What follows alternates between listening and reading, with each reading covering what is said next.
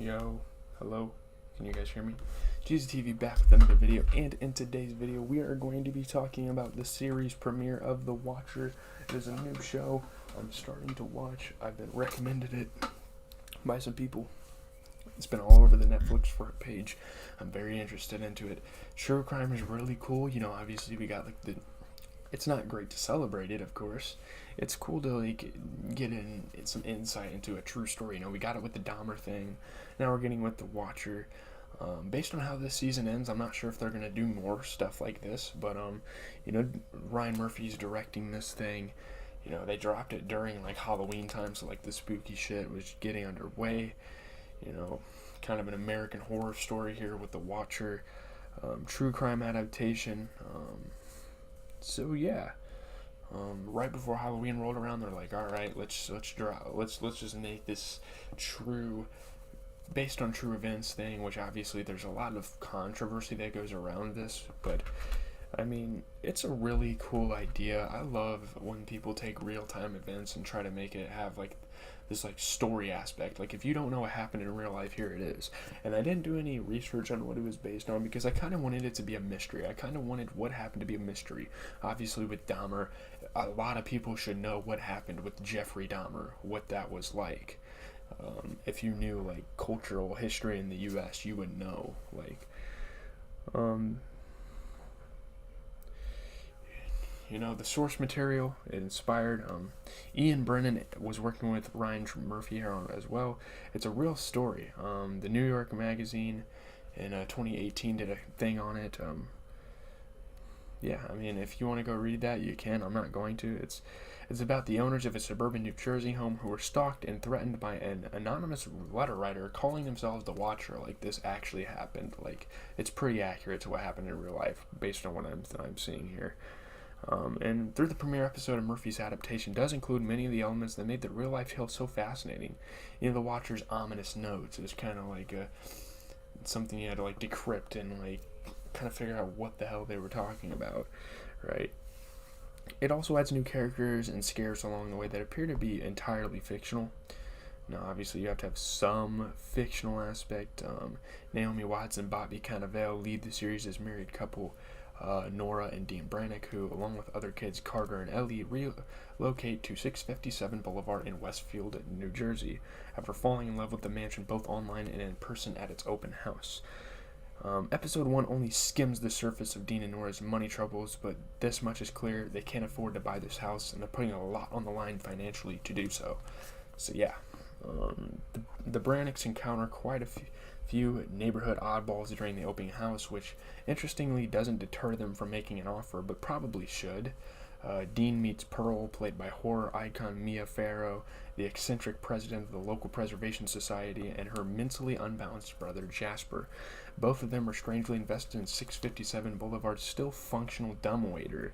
Another prospective buyer bizarrely asked realtor Karen, the White Lotus's Jennifer Coolidge, if indentured servants built the house. Other people are like, are you sure indentured servants didn't build this house? There's like a dumbwaiter in here. This is kind of strange. Let's see. Both Carter and Ellie notice a man in one of the bedrooms silently looking out the window to the front yard. So yeah, there's a guy stalking them. There's weirdos in this neighborhood, and they still go through buying the house. If you needed a spoiler, yes, they buy this house. That's why all this stalking shit happened, because they were the prime buyers. It's really interesting. In short, this place is weird from the start, so I don't know why you would buy a house here given all the weird things, but I guess people make bad decisions. Upon the Brannicks move in, things only get more foreboding. And most concerning of all is a letter the Brannicks receive in the mail, typed up by someone called The Watcher. And I like the Watcher voice they do. It adds like this creepy vibe to it. I think that was a cool touch. I'm just reading my notes here. So in the note, the Watcher claims the other members of his or her family have been responsible for keeping watch over 657 Boulevard for decades, and now it's their turn to do so. So they kind of like passed it down. They're like, oh, you guys watch this house now and make sure nothing bad happens. I guess it's like a sacred place. I don't know. You have 2 children. I have seen them. The Watcher writes, you need to fill the house with young blood. Better for me. Who am I? There are hundreds of cars that drive by each day. Maybe I am in one. This message will not be the last. Welcome, friends. Which is where, like, the episode title comes from, is the letter. Nora and Dean take the letter to the police station, where the detective they meet with is largely useless. They're like, oh, look, we can't do much about this. I don't know what made him say that. Of course you can do something about someone stalking their house. Like, come on. He agrees to analyze the handwriting and run a DNA test on places where the envelope would have been licked.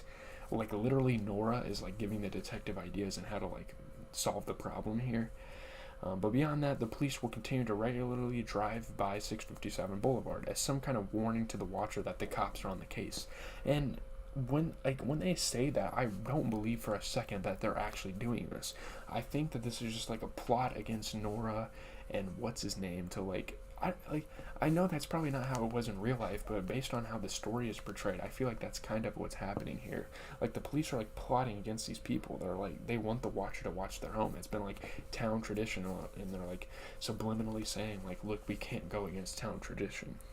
So, in the wake of the watcher's first letter, things at 657 Boulevard grow more concerning and quickly. Like, it progresses. Like, they're going through their regular day lives, and just about every couple of hours something weird happens around the area. Dean has an uncomfortable chat in the garden with two of his next door neighbors.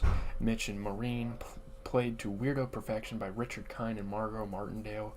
Wow, dude, those two, I mean, they did great at being weird neighbors. Whoever, who like to sit outside in lawn chairs and watch 657 Boulevard with binoculars. The moment the Brannicks moved in, Mitch and Mo despised them, not even getting to know them, nothing like that. They're like, yeah, we don't like these people, correct? Then there's Jasper, who freaks out the entire family by showing up crouched in their dumbwaiter one night. Guys, this actually happened. Like, the people that experienced this told the stories of this happening to them. Like, this isn't fake. This happened. It's crazy.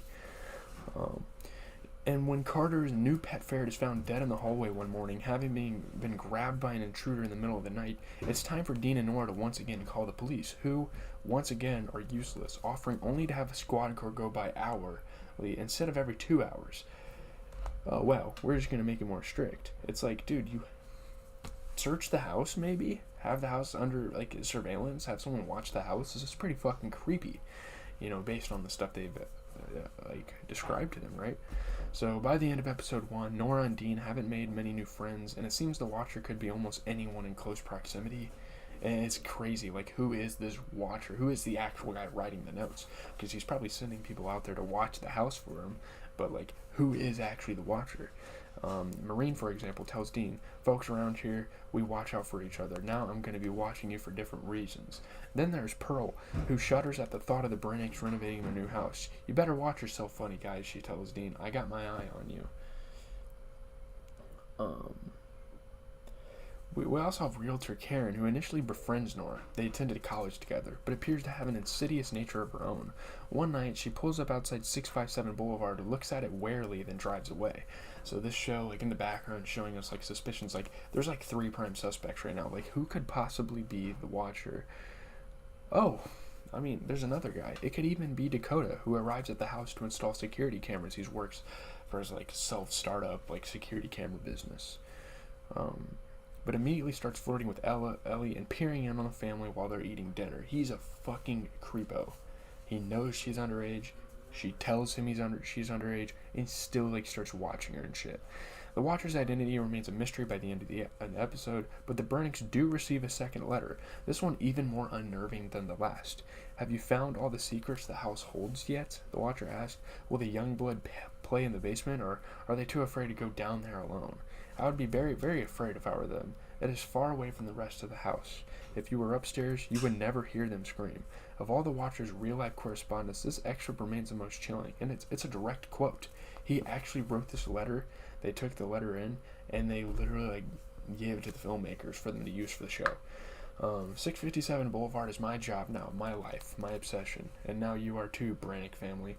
The Watcher continues via voiceover as Dean frantically looks around the neighborhood for the letter's author.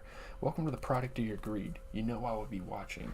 So that part brings up an interesting point. Maybe these people are like super greedy. Maybe the watcher like knows they don't have the funds to buy this house, yet they still do.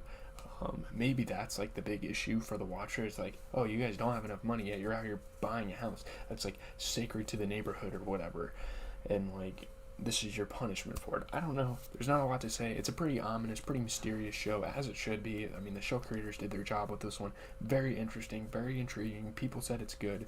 I will continue to watch it. I think it looks very promising. So, yeah, leave a like, comment, and subscribe. Jesus TV, as always, giving you guys the best TV shows out there. The Watcher is a new spectacle on Netflix, and if you guys haven't started watching it, do it now. I don't know how long it's going to be on the platform. I don't know if they're renewing for seasons. I don't know any information, but we have The Walking Dead coming out tomorrow as well, so that's pretty dope. And obviously, a weekly track roundup's coming today and later tonight, an NBA recap covering all the NBA action. So if you like all that